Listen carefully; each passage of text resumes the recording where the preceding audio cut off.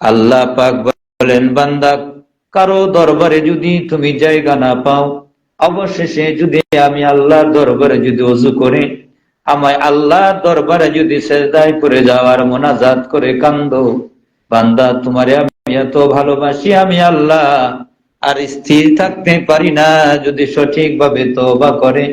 আল্লাহ পাক বলেন, আমি আল্লাহ দয়া করে বলে দেই, বান্দা তোর জীবনের সব গুনাহ আমি মাফ করে দিলাম। সুবহানাল্লাহ। একমাত্র একটাই দরবার আছে যেখান থেকে মানুষ খালি হাতে ফিরে না, সেটা হলো কার দরবার? পৃথিবীর দরবারগুলি কোনো স্বার্থের জন্য করা হয়েছে, টাকার জন্য, কোন স্বার্থের জন্য মানুষ সে দরবারগুলি খোলা হয়েছে। একটাই মাত্র দরবার আছে যেটাতে শুধু বিনা স্বার্থে মানুষকে আল্লাহ দান করে থাকেন। বলেন সুবহানাল্লাহ। আল্লাহ পাক বলেন, আমার রহমতের কথা, আমার দয়ার কথা তোমার মনের মধ্যে উদ্রেক হবে। তুমি তাকিয়ে দেখো নিজের দিকে, তুমি তো আসলে কিছুই ছিলে না। আমি আল্লাহ মায়ের গর্ভের ভিতরে আস্তে আস্তে করে বড় করে আমার দয়া দিয়া রহমত দিয়া সুম্মা নুখরিজুকুম তিফলান। বলে আল্লাহু আকবার। আল্লাহ পাক বলেন, তিল তিল করে মায়ের গর্ভের ভিতরে তোমাকে আমি বড় করেছি, আর একটা কমপ্লিট মানুষ হিসাবে আমি আল্লাহ তোমাকে এই ধরাধামে প্রেরণ করে দিয়েছি। বলেন সুবহানাল্লাহ।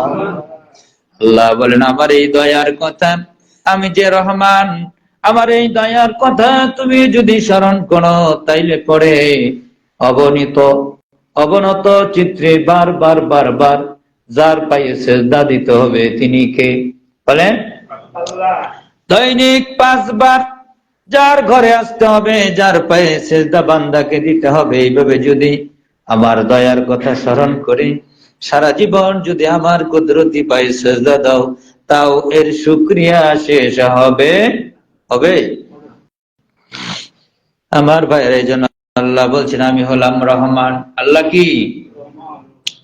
তাকিয়ে দেখো নিজের দিকে, তাইলে পরে তোমার প্রতি আল্লাহ যে দয়া করেছেন এটা তুমি অনুভব করতে পারবে। তারপরে আল্লাহ তাআলা বলেন, আর রহমানু আল্লামাল কুরআন। আল্লাহ বলেন, প্রথম দয়া আমি তোমাদের উপর করেছি, না চাইতেই তোমাদেরকে মানুষ বানিয়েছি। কি বানাইছে? 18,000 মাখলুকাতের ভেতরে আল্লাহ তাআলা তাদেরকে মাখলুকাত বানিয়েছেন।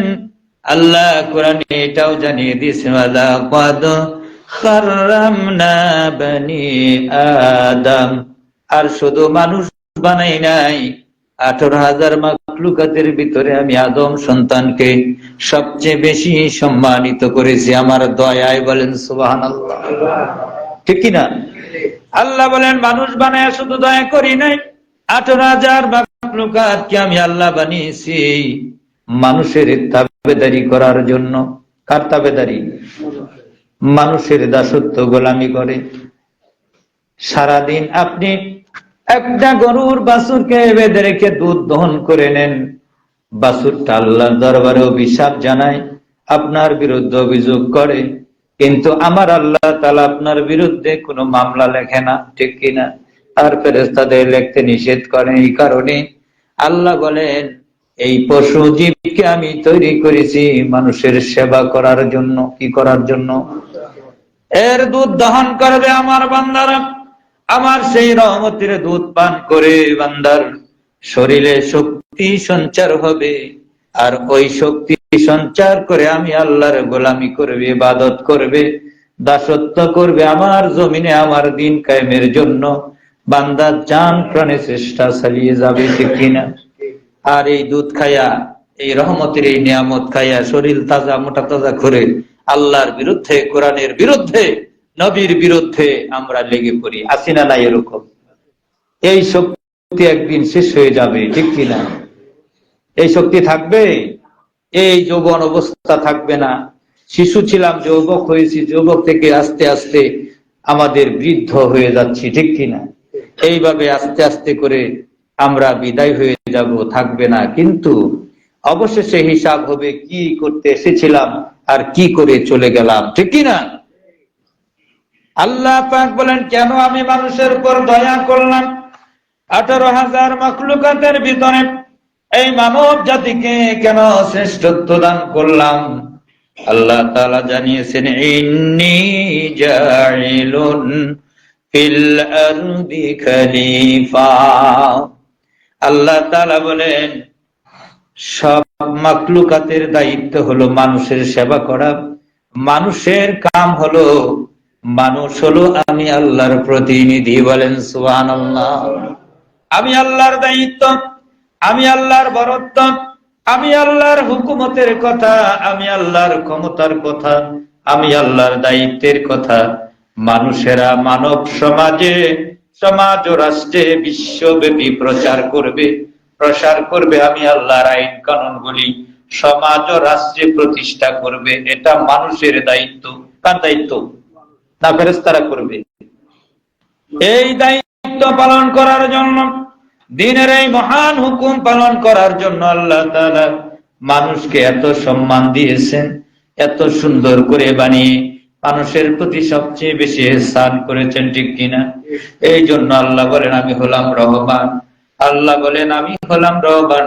এই পৃথিবীর মানুষকে এই জন্য বানালাম যে মানুষেরা আমার গোলামি করবে, আমার দাসত্ব করবে, আমার খেলাফতের দায়িত্ব পালন করবে, ঠিক কিনা? মানুষেরা মানুষের খেলাফত বাদ দিয়া, আল্লাহর খেলাফত বাদ দিয়া এখন মানুষেরা মানুষের খেলাফতের দায়িত্ব প্রচার করছে। আছে না নাই এরকম? মানুষেরা মানুষের খেলাফতের দায়িত্ব নিয়ে বসে আছে। আপনাকে আমাকে এই জন্য প্রেরণ করা হয়নি, মানুষের গোলামি করার জন্য, দাসত্ব করার জন্য আমরা জমিনে আসি নাই। আমরা এসেছি আল্লাহর গোলামি করার জন্য, আল্লাহর দাসত্ব করার জন্য। সারা জগতে আল্লাহর হুকুমগুলি সমাজ ও রাষ্ট্রে কিভাবে বাস্তবায়ন করা যায়, মানব সমাজে কিভাবে মানুষের মধ্যে আল্লাহর হুকুমগুলি জারি করা যায়, এই জন্য আল্লাহ তাআলা আমাকে আপনাকে এই সমস্ত মাখলুককে অনুগত করে দিয়েছেন। এদের তোমরা সেবা করো, এরা করবে আমার মহান দ্বীনের দায়িত্ব পালন। বলেন সুবহানাল্লাহ। নিজের দায়িত্বটা সময় মতো বুঝে নিতে হবে, ঠিক কিনা? এই দ্বীনের ব্যাপারে আপনাকে যে দায়িত্ব, এই দায়িত্বের ব্যাপারে আপনাকে কবরে ঢোকার সাথে সাথেই প্রশ্নটা করা হবে। কয় বিঘা জমি ছিল, কয় তালা বাড়ি ছিল, কয়বার হজ করেছেন, কত টাকা যাকাত দিয়েছেন, এই প্রশ্ন কবরের ভেতরে আপনাকে আনা হবে না সামনে। আপনার আল্লাহর পরিচয়ের পরে আপনাকে যে প্রশ্নটা আনা হবে, সেটাই হলো এই মহান দ্বীনের দায়িত্ব আপনি কতটুকু পালন করেছিলেন। যে দায়িত্ব দিয়ে আল্লাহ আপনাকে আশরাফুল মাখলুকাত বানিয়ে, সৃষ্টির সেরা জীব শুধু নয়, কুনতুম খায়রা উম্মাতিন উখরিজাত লিন-নাস। আল্লাহ পাক বলেন, শ্রেষ্ঠ জাতির শ্রেষ্ঠ উম্মত বানিয়ে তোমাদেরকে প্রেরণ করা হয়েছে। তোমাদের কাজ হবে দুইটা, তা'মুরুনা বিল মা'রুফি ওয়া তানহাউনা আনিল মুনকার। জোরে বলি আল্লাহু আকবার। মৃত্যুর পরে কবরের ভেতরে প্রথম প্রশ্ন আপনার আল্লাহর ব্যাপারে করা হবে। আল্লাহর সাথে আপনার সম্পর্ক ছিল কিনা? যিনি আপনাকে প্রতিনিধি বানিয়েছেন, যিনি আপনাকে প্রতিনিধি হিসাবে জমিনে প্রেরণ করেছেন, সেই মালিকের সাথে আপনার যোগাযোগ ছিল কিনা?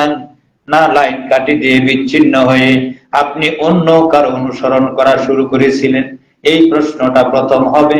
এটা যদি সঠিক উত্তর হয়ে যায়, তাইলে পরে দ্বিতীয় আপনাকে আরেকটা আপনার দায়িত্বের ব্যাপারে প্রশ্ন করা হবে।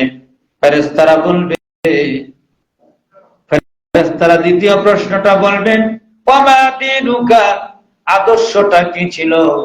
যে আদর্শ দিয়ে আল্লাহ তাআলা আপনাকে আমাকে এই ধারাধামে প্রেরণ করেছিলেন, যে দ্বীনের মহান দায়িত্ব পালন করার জন্য আল্লাহ তাআলা আপনাকে আশরাফুল মাখলুকাত বানিয়ে, সৃষ্টির শ্রেষ্ঠ উম্মত বানিয়ে জমিনে প্রেরণ করেছিলেন, এই ব্যাপারে আপনাকে দ্বিতীয় প্রশ্নটা করা হবে যে তোমার আদর্শটা কি ছিল? তুমি যখন জমিনে চলতে, শত মানুষের আদর্শ জমিনের মধ্যে ছিল, ছিল কি ছিল না বলেন? আছে না নাই? আল্লাহ তাআলা বলেন ইউরিদুনা লিইউতফিউ নূরাল্লাহি বিআফওয়াহিহিম আল্লাহু মুতিম্মু নূরিহি ওয়ালাউ কারিহাল কাফিরুন। জোরে বলি আল্লাহু আকবার। আল্লাহ পাক বলেন কাফেররা এটা চায় লিইউতফিউ নূরাল্লাহি বিআফওয়াহিহিম, মুখের ফু দিয়ে আমার এই জমিন থেকে আমার দিনকে তারা মিটায় দিবে। আল্লাহ বলেন আল্লাহু মুতিম্মু নূরিহি ওয়ালাউ কারিহাল কাফিরুন, আমি আমার নূরকে পূর্ণতা দান করব, আমি আমার এই দিনকে, এই কোরআনকে পূর্ণতা দান করব। ওয়ালাউ কারিহাল মুশরিক কাফিরুন, কাফেররা যতই অপছন্দ করুক, ঠিক কিনা? ওয়াল্লাযী আরসালা রাসূলাহু বিল হুদা ওয়া দীনিল হক লিইয়ুযহিরাহু আলাদ-দীনি কুল্লিহি ওয়ালাউ কারিহাল মুশরিকুন। জোরে বলি আল্লাহু আকবার। আল্লাহ বলে আমি সেই আল্লাহ আরসালা রাসূলাহু বিল হুদা, আল্লাহ রাসূলদের প্রেরণ করেছেন দ্বীনে হক দিয়া, সত্য ধর্ম ইসলাম দিয়া। কি দিয়া? সত্য ধর্ম ইসলাম দিয়ে। কেন? লিইয়ুযহিরাহু, যেন তিনি বিজয় করতে পারেন। আল্লাহ তাআলা ব্যাখ্যা দিচ্ছেন লিইয়ুযহিরাহু, যেন তিনি জাহির করতে পারেন, বিজয় দান করতে পারেন।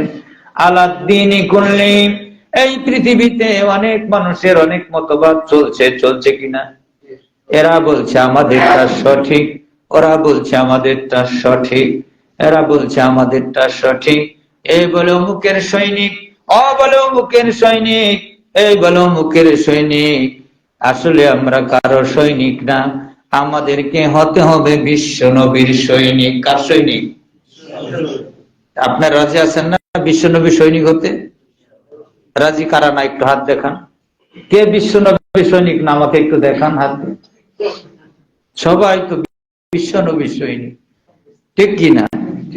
কেউ আছে সুবিধাবাদী ইসলাম পালন করতে রাজি, আবার কেউ কষ্টের ইসলাম মানতে রাজি না, ঠিক কিনা? ইসলামের সহজ সহজ বিষয়গুলি যেগুলিতে খুব আরামে করা যায়, নিরাপদে, ওগুলা করতে রাজি।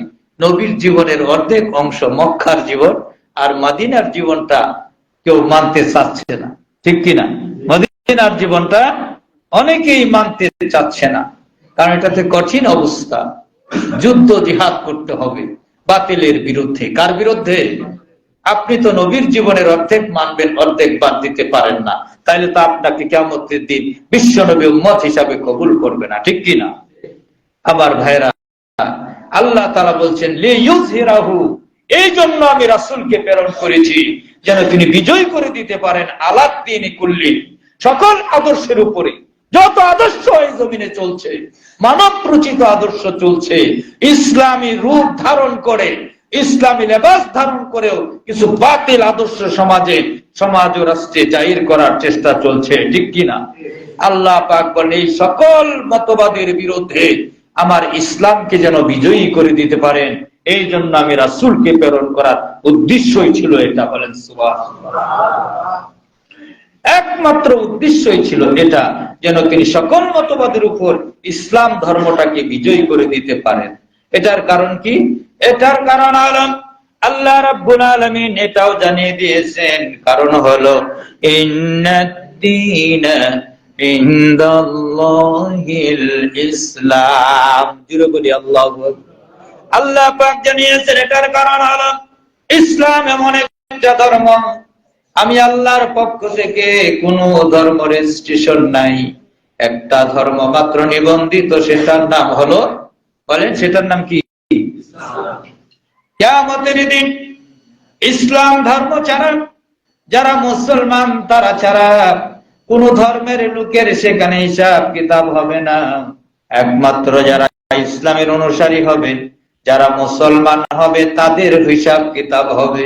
অন্য ধর্মের লোকদেরকে বলা হবে ফি নারি জাহান্নামা খালিদিনা ফিহা। যারা নাকি অন্যের অনুসরণ করেন, ইসলাম ধর্ম ভালো লাগে না, ইসলামী হুকুমত ভালো লাগে না, নিয়ম কানুন যাদের ভালো লাগে না তাদেরকে সরিয়ে দিয়ে বলা হবে তোমরা বিনা হিসাবে তোমরা আজকে জাহান্নামে চলে যাও, কারণ তোমরা তো জমিনে আল্লাহকে রব হিসাবে মানতে রাজি ছিলে না, ঠিক কিনা? তোমরা তো আল্লাহকে রব হিসাবেই মানতে ছিল না। এই জন্য বলেন আল্লাহ পাকের সবচেয়ে বড় দয়া হলো আমাদের উপর, রহমত হলো আমাদের উপর, আল্লাহ তাআলা আমাদেরকে মুসলমান বানিয়েছেন। বলেন সুবহানাল্লাহ। আপনি যদি চিন্তা করেন আজকে যদি আমরা মাতৃগর্ভ থেকে মুসলমান না হতাম, তাইলে পরে পরকালে আমাদের হিসাব হতো না, জান্নাত জাহান্নামের কোনো প্রশ্নই আসতো না। সরাসরি জাহান্নামে, আমাদেরকে জাহান্নামের খড়ি বানায়া আল্লাহ তাআলা ওয়াকুদুহা আন-নাসি ওয়াল হিজারা উইদ্দাতু লিল কাফিরিন। আল্লাহ বলেন জাহান্নামের খড়ি হবে মানুষ আর পাথর, সরাসরি জাহান্নামে আমাদেরকে খড়ি বানায়া জ্বালিয়ে দিত, ঠিক কিনা? এই জন্য আমরা আমাদের পর আল্লাহ পাক সবচেয়ে বড় দয়া যেটা করেছেন সেটা হলো আমরা আল্লাহ পাক আমাদেরকে মুসলমান বানিয়ে দিয়েছে। বলেন সুবহানাল্লাহ।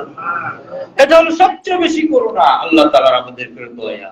আমরা যদি সারা জীবন এই কথাটাই খালি আল্লাহকে বলি, আল্লাহ তুমি যে আমাদেরকে মুসলিম পরিবারে জন্ম দেয়া মুসলমান বানিয়েছো এবং বিশ্ব নবীর উম্মত হওয়ার মতো গৌরব অর্জন করার সুযোগ দিয়েছো, এই দয়াটাই তো আমাদের উপর আল্লাহর সবচেয়ে বেশি, ঠিক কিনা? এই জন্য আল্লাহ পাক বলেন আমি হলাম রহমান, দয়ালু, তোমাদেরকে আমি আল্লাহ তাআলা কোরআন শিক্ষা দিয়েছি। কি শিক্ষা দিয়েছে? 2 নম্বরের দয়া হলো আল্লাহ আমাদেরকে আল্লামাল কোরআন। কোরআন এমন একটা কিতাব, আল্লাহ তাআলা বলেন আলিফ লাম মিম যালিকাল কিতাবু লা রাইবা ফি হুদাল লিল মুত্তাকিন। জোরে বলি আল্লাহু আকবার। কোরআন এমন একটা কিতাব, আল্লাহ তাআলা প্রথমেই বলেন যালিকাল কিতাবু লা রাইবা ফি, এমন একটা কিতাব আল্লাহ তাআলা গ্যারান্টি দিয়ে দিলেন লা রাইবা ফি, এর মধ্যে কোনো সন্দেহ নাই। আছে নাকি? কোরআনের মধ্যে কোনো সন্দেহ নাই, এমন একটা গ্রন্থ আমি আল্লাহ নাজিল করে দিলাম, এর মধ্যে কোনো সন্দেহ নাই। হুদাল লিল মুত্তাকিন, এটা হলো মুত্তাকিদের জন্য পথ প্রদর্শক। বলেন সুবহানাল্লাহ। আল্লাহ বলেন বান্দারে তোর প্রতি সবচেয়ে বেশি দয়া করেছি, আমি রহমত ঢেলে দিয়েছি। 2 নাম্বার হলো তোমাকে আমি কোরআন শিখাই দিয়েছি। বিশ্ব নবীর জন্মের আগে আরব সমাজের অবস্থা ছিল জাহেলিয়াতে অন্ধকারে ভরপুর ছিল।